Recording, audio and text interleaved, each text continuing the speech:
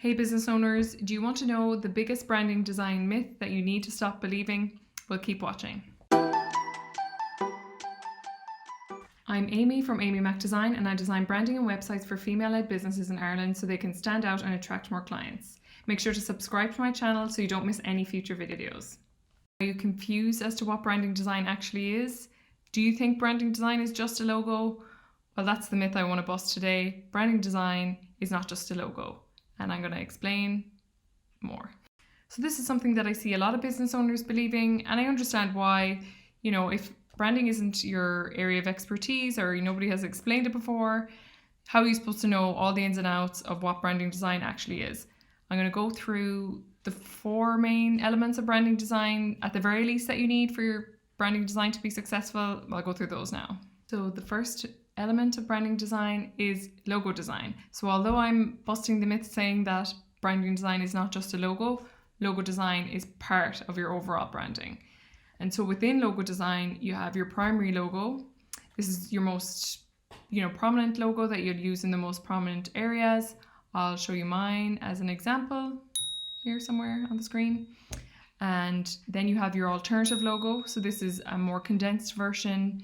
It's another fun opportunity to show your brand message, and a bit of your personality can be a bit more quirky or just a little bit different. And then you have your submark, which is an even more condensed version that can be used in the smallest of places. So like a favicon beside your web address, all these kind of small places, but you still are covered. You're still going to have a brand element to put in those places. You're not going to be trying to condense down your lovely primary logo into these places that it just isn't going to work.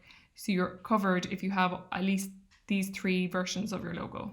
Second element is your color palette. So you usually have around 5 to 7 colors that represent your brand. And then within that, you're going to need to know the color values for different places. So for when you're using these colors on screen and in print. So for screen, you're going to need to know the RGB color values and the hex codes.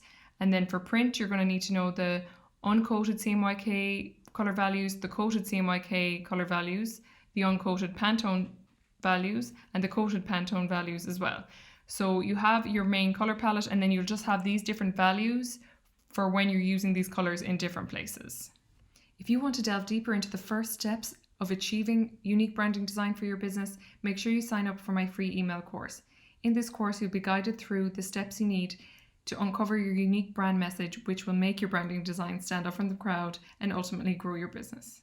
Number 3 is your brand fonts. So you'll need at least 2 fonts, one for your headlines and one for your body copy. So they usually have a nice kind of contrasting style, but they still work well together, but there's a differentiation there between headlines and body. Element number 4 is your brand guidelines. So this is a PDF document that details all the rules and guidelines for your brand across relevant media, so that all your future designs are going to be consistent and correct.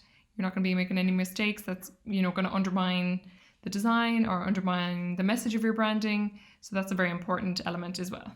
So as you can see, branding design is a lot more than a logo. So next time you hear that or somebody tells you that, you can refer back to this video to get a clear explanation of what branding design actually is. And just to recap here as well. So element number 1 is your logo design. And within that, you have your primary logo, your alternative logo, and your submark. Then you have your color palette, and you'll need to know the color values for when you're using it on screen and on print. Then number 3, you have your brand fonts, and you need a font for your headlines and a font for your body copy. And number 4, you need your brand guidelines. So that's going to be the document that tells you all this information and keeps you on the straight and narrow when it comes to your brand, to make sure that anything that you do in the future is correct and going to be a good representation of your branding design. If you enjoyed this video and you're watching it on YouTube, let me know in the comments and hit the like button. And if you need to work with a designer on your business's branding design, I would love to work with you. So you can find out more about my services on my website, amymacdesign.ie.